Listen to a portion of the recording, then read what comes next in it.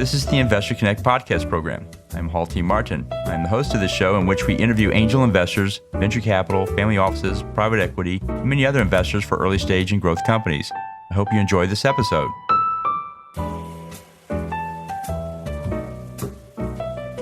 Investor Connect is a 501c3 nonprofit dedicated to the education of investors and startups for fundraising. Please consider donating $100 to the program to help others in their investor and entrepreneur journey. You can find the donate button on the investorconnect.org website.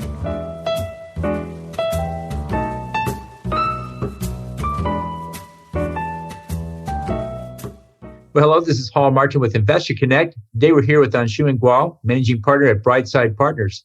Brightside provides seed funding and fundraising advisory to early and mid-stage startups. They work with startups who show a promise of potentially breaking out of the crowd and becoming successful. Ansh, thank you for joining us. Thank you, Mr. Hall. How are you doing today? I'm doing good. So where are you calling from? I'm from California. I live in Monterey, a small little beach town up in Central California. So tell us more about your background before joining Brightside Partners. Absolutely. So my journey started as a data guy. So I supported a lot of initiatives and executions around data projects, and then transformed into an advisor, full-scale advisor, and a fractional executive. And 3 years ago, I joined as a managing partner for Brightside and start thinking about investing in scalable startups. So that is how my journey from a data guy to an investor and to an advisor transformed me and my journey. Great. So what excites you right now? So for me, it's like the pain points, mostly from startup communities. I feel like more connected to solve and to kind of bring some value there. And of course, like startups are one of the areas where I try to dabble around and see where I can help. And the other thing is, of course, my investing profile. I like to invest in companies, who I see as a potential targets, and see, if we can drive some value for our investors or for ourselves. Great. Well, you see a lot of startups and a lot of investors out there. What's your advice for people investing in startups? What do you tell them to do before they write that check? So, again, from an investor perspective, I do support in kind of enhancing or leveraging various techniques to kind of better inform ourselves.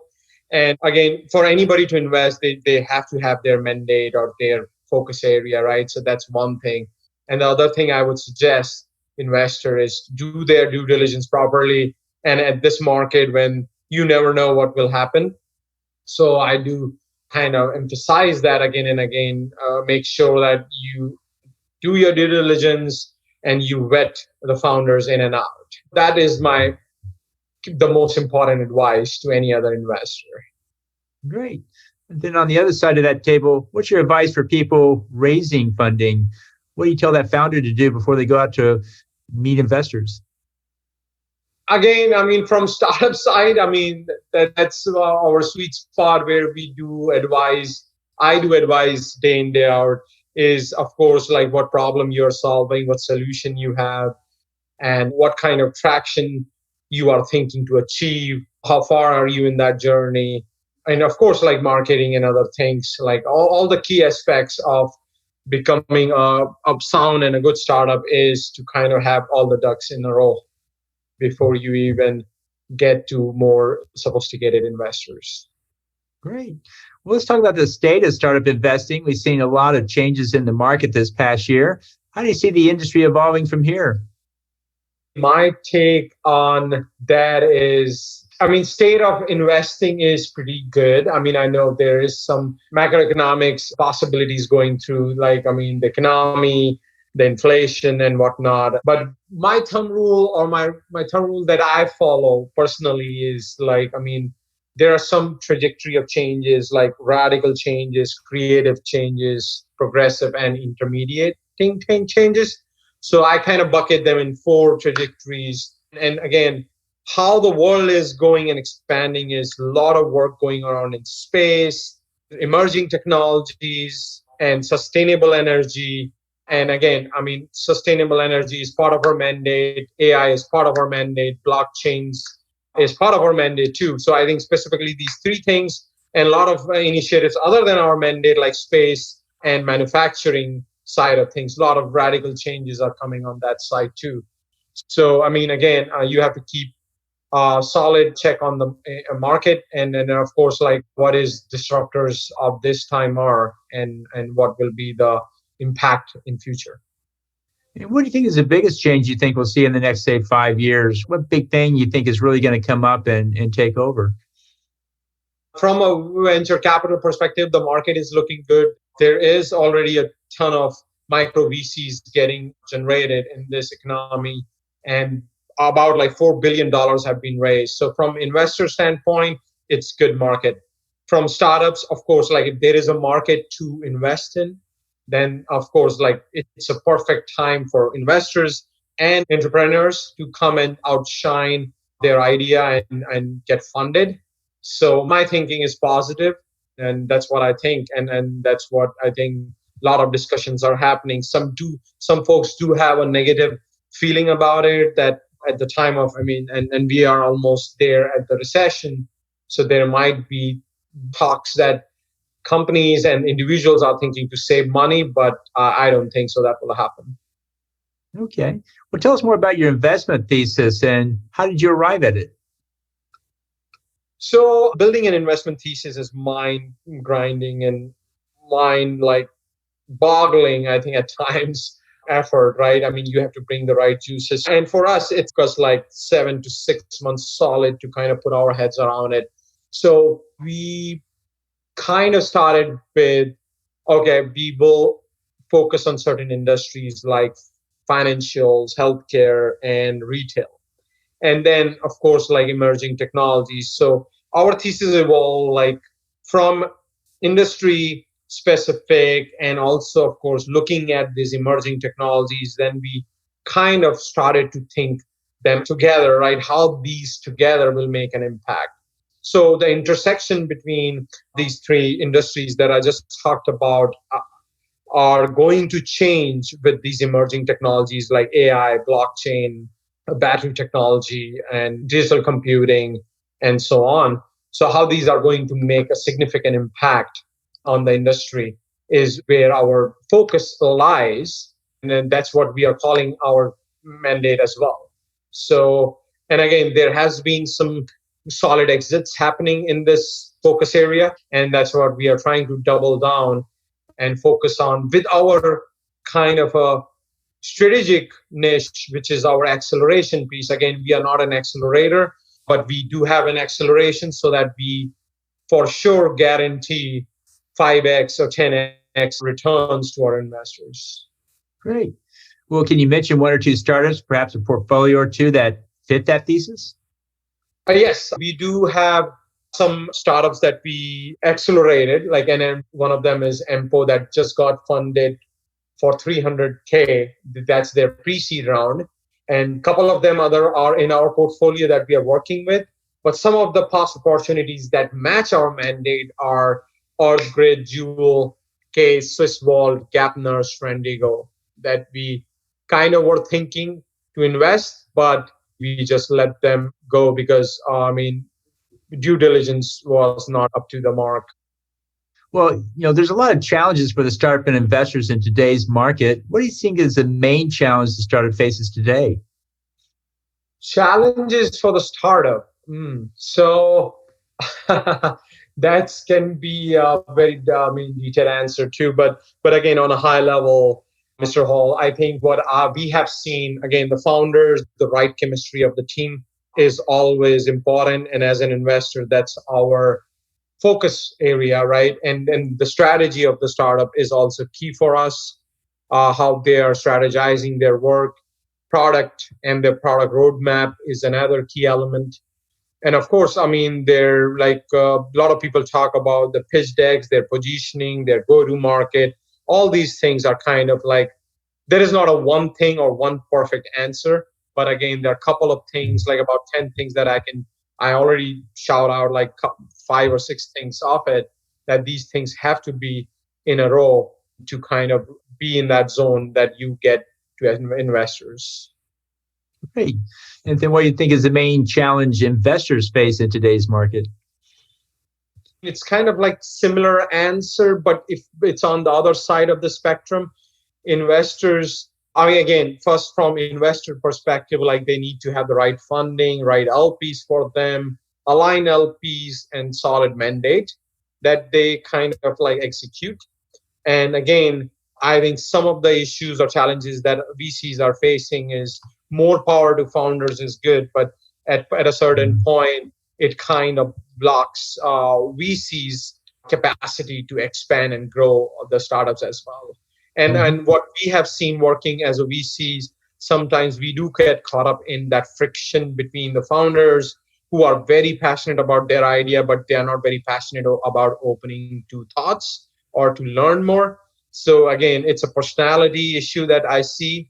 And in today's world, I think people have to be more accommodating and kind of flexible in terms of working together. Again, there is no perfect answer to anything. Sometimes investors can be thinking, without thinking through things. And sometimes, like founders, we have seen that they might be also missing some key critical points that they should be mindful about. Great.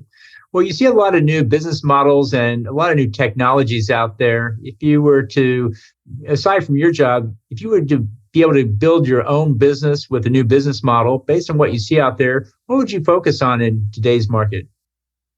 Interesting question. I was just speaking with one of, I think, partners with another VC firm. That's one of the reasons why I still work for 9-to-5 companies, or 9-to-5, which is, is the corporate company still, because while working with them, you kind of see what the gaps are, right? When you are in the game working with these companies, like, for example, advising startups, but not advising like on just sitting back and just telling them what to do, what not to do. But when you are in bed with them, like understanding what pains they are trying to solve and what pains do arise, but sometimes they don't see. So I think, in 9-to-5, you see certain use cases, like, for example, in healthcare, some pain points while working in the industries you understand. So I think that's where I think if I have to launch a business, then use cases pertaining to the real life pains is my go-to place to execute any business if I have to in future. Mm-hmm. Cool. Well, in the last minutes that we have here, what else should we cover that we haven't? There is definitely a ton. But again, what I'm seeing is the founders and VCs interaction needs to be more smooth and respectful of each other. At times, it's either party is kind of blaming each other for the weight game or not being respectful or responsive enough. But I think there have to be more mature conversation around that. You will not get funded for any idea you get. So same goes with VCs. Like if you think some founders are investable, but you have to also understand and respect the founders. If they don't want you to be an investor, then you have to just relax and give them that space. A lot of times there is a lot of tension between, you meet our mandate, we do respect you, but at times they have a choice to have that rebuttal or maybe opt to not to be a part of that. Right.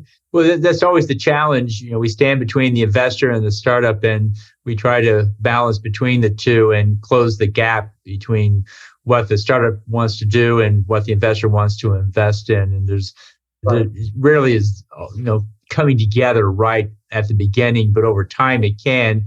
Have you ever been able to do that? Just be able to, close that gap one way or the other between the two?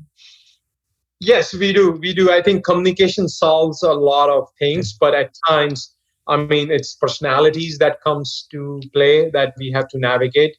I think with this experience and navigating different startups, I think we can consider ourselves that's another placement or understanding that we bring in as a VC that is playing in our advantage. So when you say communication techniques, what are some examples of that? Some examples, sometimes you have to coach the founders, mentor the founders in a different way. Sometimes they're strong-headed. Sometimes they like couple of our founders. Like I can give specific examples. One of the founders we worked with was a young guy. I mean, 23-year-olds, never had an experience in a professional world, just graduated from college, but my dreams were very high, and again, like, I'm very positive. I wanted to win this idea and wanted to be a millionaire as soon as possible. But again, all these desperations we do understand. We have been at that age once.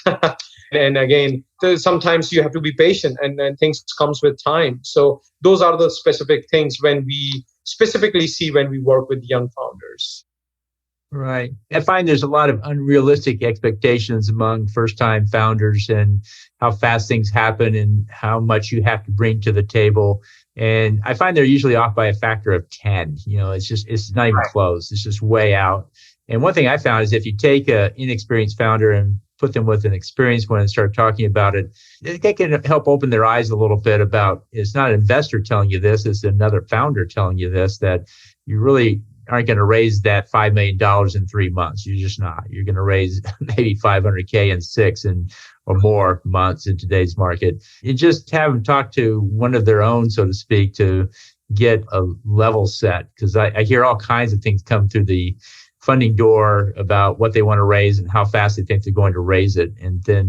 But they really haven't done that before. And so having them talk to one of their own founders really can help get, well, how long did it take you the first time? Oh, took 2 years. Oh, okay. Well, that's a different story. And it starts to settle in a little bit. I don't know if you ever tried anything like that. I mean, yes, we do introduce different founders within each other in that ecosystem we have created. Again, I mean, as you said, Mr. Hall, I think the best way is to kind of interact, talk people who have similar experiences. You learn from people's wisdom, and more experienced people that you talk to, more wise you get. So I think, yeah, those basic principles still hold with, I mean, normal life or even while you're investing. So, yeah, and we do inculcate those feelings, and we do push those feelings whoever we work with, that this is 5 to 10 years commitment, and you have to be patient and be mindful of different aspects of this journey. And again, if you believe in your idea and if your idea is solving some realistic problems, then yeah, definitely you can be that unicorn level of founder, I think, at a time. Well, great. Well, this has been great catching up with you. How best for listeners to get back in touch with you? Oh, this is kind of very particular thing. I mean, I'm very, very active on social media like LinkedIn. I do attend a lot of conferences, a lot of webinars. I'm a speaker in many functions, but that's something I'm trying to avoid because, I mean, a lot of people speaking, and again, that's still a way to spread out your name, but that's a status quo that I'm trying to break within this ecosystem. And I do tell them, like, hey, I'm done speaking. I'm more of rather bring me a problem, I will try to solve by rolling up my sleeve, rather attending these conferences and becoming a speaker and just talking to several aspects and just answering questions is not very, very fruitful eventually, what I'm seeing. It's like, I think talking time is over. Let's get things going. And I'm happy to solve your problems. Let's connect and let's talk. So that is something, I mean, I'm very, very personal about. And again, I'm not challenging or hating anybody to do that, but I am challenging the status quo that, hey, you organize a lot of events with these startup companies. Rather, bring startups who are struggling and find a way to really help them on the ground. So that's something is I'm trying to change, and I'm very, very passionate about it. Well, that's great. Well, I want to thank you for joining us today. We'll put all your contact details in the show notes, and we hope to have you back for a follow-up soon. Absolutely, Mr. Hall. Thank you. Investor Connect helps investors interested in startup funding. In this podcast series, experienced investors share their experience and advice. You can learn more at investorconnect.org. Paul T. Martin is the director of Investor Connect, which is a 501c3 nonprofit dedicated to the education of investors for early-stage funding. All opinions expressed by Hall and podcast guests are solely their own opinions and do not reflect the opinion of Investor Connect. This podcast is for informational purposes only and should not be relied upon as a basis for investment decisions.